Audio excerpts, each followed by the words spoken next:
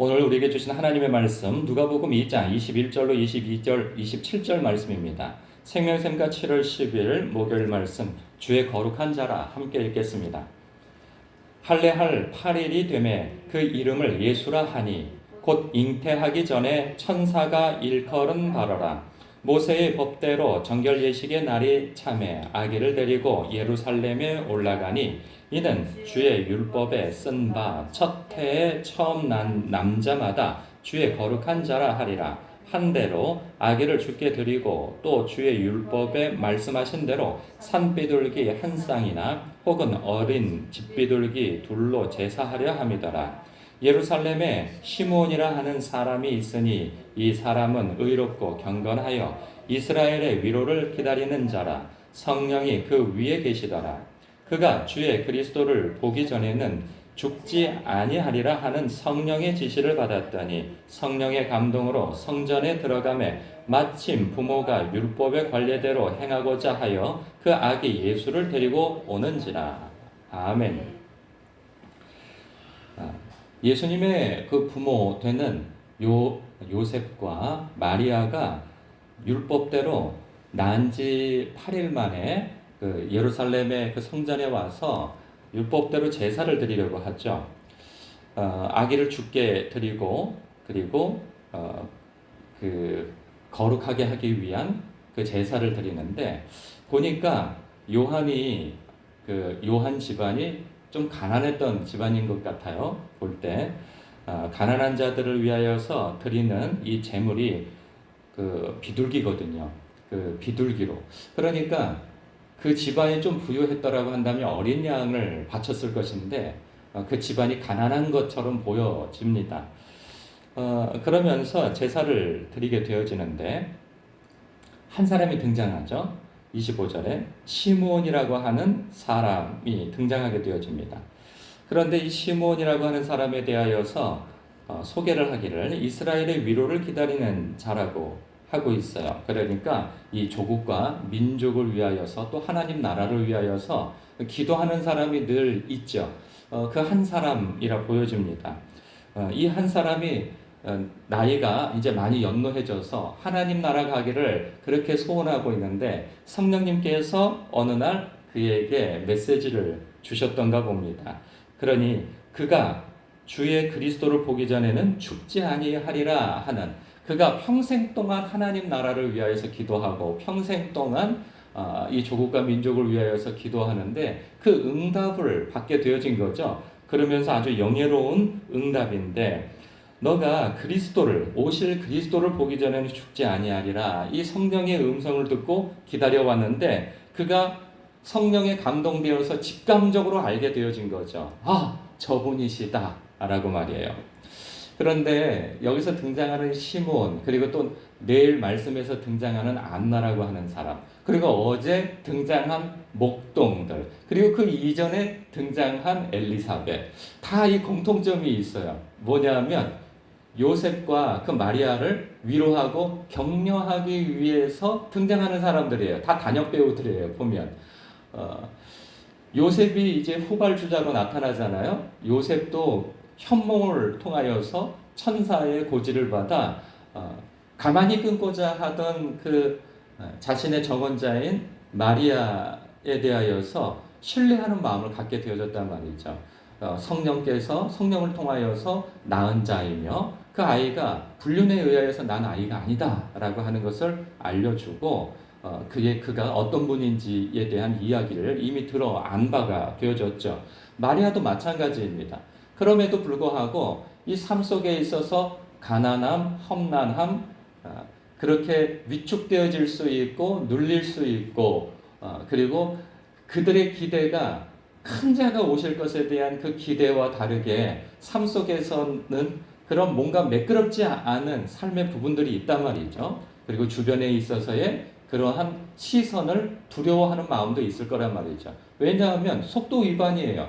결혼도 하기 전에 정혼한 상태에서 아이를 갖게 되어졌고 아이를 또 심지어는 낳게 되어졌단 말이죠. 어찌 보면 하나님께서 그 마을 사람들로부터 공격을 당하지 않도록 그 아우구스투스의 명령에 의해서 호적을 하러 간 것도 그런 이유이지 않을까 싶은 생각이 듭니다. 마을 사람들은 다 알 거 아니겠어요. 배가 불러오면서 아니 어떻게 결혼식을 올리지도 않았는데 배가 부를 수가 있어? 이러한 시선이 딱 꽂히게 되어지면 그 요셉하고 마리아의 삶도 평탄치 않게 되어지는 것이죠. 그런 부분에 있어서 하나님께서 그들을 피할 길을 열어주신 것으로 보여진단 말이죠. 뿐만 아니라 그들의 여정이 고단하고 힘들고 이 뭔가 매끄럽지 아니하고 이러한 것에 있어서 한 사람 한 사람씩을 장치를 해두신 것이 엘리사벳이고 그리고 목동들이고 뿐만 아니라 나중에는 여기서는 또 시므온과 내일 본문에서는 안나 그리고 마태복음에서는 동방박사 이렇게 해서 계속 격려와 위로와 너희가 가는 것이 틀리지 않다 가는 길이 그리고 내가 너희와 함께 하고 있다라고 하는 그 사인을 계속 주신단 말이죠. 그렇게 이해가 해석되어질 만한 이유가 33절에 이 시므온이 그 내일 본문에 있거든요. 이 시므온이 그 아기가 이방의 빛이 되어질 것이고 주의 백성 이스라엘의 영광이 되어지며 구원주가 되어질 뿐이다 라고 하면서 이야기를 해줄 때 33절에 그의 부모 마리아와 그 요셉이 그에 대한 말들을 놀랍게 여겼다고 한단 말이죠. 뭘 놀랄 일이 있어요?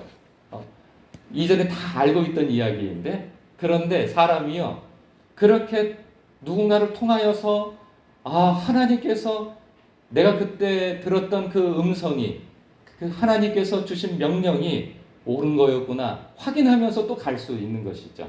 그러니 그의 삶 속이 늘 불안과 두려움 속에 한 걸음 한 걸음 내딛고 있을 때 누군가 와서 해준 그 말이 위로가 되어지고 격려가 되어진단 말이죠. 우리의 삶 속에서도 그런 일들이 다반사 있어요. 내가 가는 길이 맞나? 아니면 여기까지인가?